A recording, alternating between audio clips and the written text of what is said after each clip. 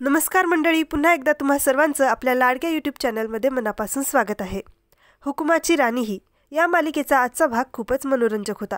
सुरुवातीलाच आपल्याला दिसतं की त्या अंधारलेल्या दुकानात इंद्रा राणीला विचारतो, तू इथे कशी अडकली? त्यावर राणी म्हणते, मला नाही माहीत, मी रूममध्ये होते तेव्हा कोणीतरी बाहेरून कडी लावली, पण कुणी लावली ते मला नाही माहीत। तिकडे महाडिकांच्या घरी सगळे खूप आनंदात असतात। सगळ्या महिला मंडळाला त्यांनी घेतलेल्या साड्या खूप आवडलेल्या असतात। ते ऐकून आबासुद्धा आनंदात असतात। ते म्हणतात, राणी कुठे आहे पण? तिला आवडल्या का नाही तिच्या साड्या? त्यावर मालतीच्या चेहऱ्यावरचा तर रंगच उडतो। चिकू म्हणते, ते तर तिलाच माहीत असेल, पण राणी आहे कुठे? तिकडे दुकानात सगळीकडे अंधार असतो। दुकानाचं शटरसुद्धा बंद असतं। राणी म्हणते, इंद्रा सर, तुम्ही घरी कोणाला तरी फोन करा ना। त्यावर इंद्रा म्हणतो की अरे यार, माझ्या फोनची बॅटरीसुद्धा लो आहे। घरी कॉल करण्याआधीच त्याचा फोन बंद पडतो। आता त्या अंधाऱ्या दुकानात इंद्रा राणी एकमेकांचा हात धरून वाट काढत असतात। आता सकाळी दुकान उघडेपर्यंत तिथेच राहण्याशिवाय त्यांच्याकडे पर्याय नसतो। घरी मालती म्हणते की राणी चेंज करायला गेली असेल, येईल ना। आणि विषय बदलत ती म्हणते की काही असो, पण आजचा दिवस खरंच खूप छान होता आणि यासाठी मी तुम्हाला एक सरप्राईज देणार आहे, डोळे बंद करा। त्यावर आबा म्हणतात, हे काय, आपण लहान आहोत का? त्यावर चिकू म्हणते, आबा आणि आई या घरातलं सगळ्यात यंग कपल आहे। आबा डोळे बंद करतात। मालती त्यांना त्यांच्यासाठी घेतलेला ड्रेस देते। आबा खुश होतात। किती दिवसांनी तुम्ही माझ्यासाठी स्वतः निवड करून काहीतरी घेतलंय असं म्हणतात। मालती त्यांना ड्रेस ट्राय करून पाहायला सांगते। त्यामुळे आबा जातात। उर्मिला आणि मालती एकमेकांकडे पाहत कुत्सित हसत असतात। उर्मिला मनात म्हणते, राणीच्या विषयाकडे आबांचं लक्ष जाऊ नये म्हणून चांगलंच सरप्राईजचं डोकं लावलंय या मालतीने। मला हिच्याकडून हे सगळं शिकलं पाहिजे।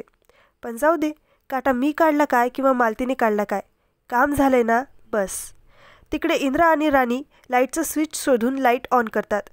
तिकडे रत्नकाकू राणीला आवाज देत तिच्या रूममध्ये जातात, पण रूममध्ये कोणीच नसतं। मग त्या किचनमध्ये शोधतात, राणी तिथं पण नसते। हे उर्मिला पाहते आणि लगेच मालतीला जाऊन सांगते। मालती रत्नकाकूला धमकी देतात की राणी घरी नाही हे कोणालाही कळायला नको। नंतर मालती आणि उर्मिला एकमेकींना राणीची किती फजिती होत असेल हे सांगत खुश होत असतात। मालती म्हणते, इंद्रा तर मीटिंगला गेलेला ना? उर्मिला हो म्हणते। मालती म्हणते, आता तो आला की त्याला सांगते, तुझी बायको रात्रभर कुठे होती एकटीच? तिकडे इंद्रा राणी लँडलाईन आहे का किंवा चार्जर आहे का तर शोधत असतात, पण तसं काहीही त्यांना सापडत नाही। त्यावर इंद्रा उदास होऊन बसतो, तर राणी त्याला समजावत म्हणते, सर, असं उदास चेहरा करून का बसताय? कोणतीही प्रॉब्लेम असली तरी त्याला बत्तीसी दाखवायची असते असं म्हणते। आपण बाहेर जाऊ शकत नसलो तरी बाहेरचे आपले लोक आपल्याला शोधतच असतील ना, पण ते आपल्याला शोधेपर्यंत आपण वाट बघत टाईमपास करूयात। आता टाईमपास हा शब्द ऐकल्यावर इंद्रा कसला गप्प बसतोय। तो म्हणतो, राणी, मी आयुष्यात सगळं केलंय, पण टाईमपास अजिबात नाही, आणि वेळ किती महत्त्वाचा असतो यावर एक छोटंसं भाषणच देतो। मग राणी म्हणते, बरं, माझंच चुकलंय, आपण टाईमपास नाही, वेळेचा सदुपयोग करूयात। आणि इंद्राने साड्या विकणारा व्हायचं आणि राणी साडी खरेदी करायला येणार असं ते ठरवतात। इंद्रा एक एक साडी राणीला काढून दाखवत असतो, पण राणीला तर कोणतीच साडी आवडत नसते। मग इंद्रासुद्धा मनात पक्कं करतो की एक साडी तर मी विकणारच। त्यामुळे तो एक दुसरी साडी काढून त्या साडीचा रंग, डिझाईन, पदर सगळंच भरभरून कौतुक करत शेवटी ती साडी नेसूनही दाखवतो।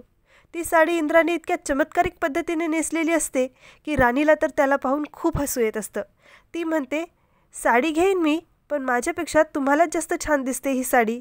मला वाटतं आता तुम्हाला इंद्रजित सर नाही तर इंद्रा मॅडम असं म्हणावं लागेल। हे ऐकताच इंद्रा राणीच्या मागे धावतो। ती सुद्धा पळत असते, म्हणून इंद्रा तिचा पदर खेचून तिला थांबवतो।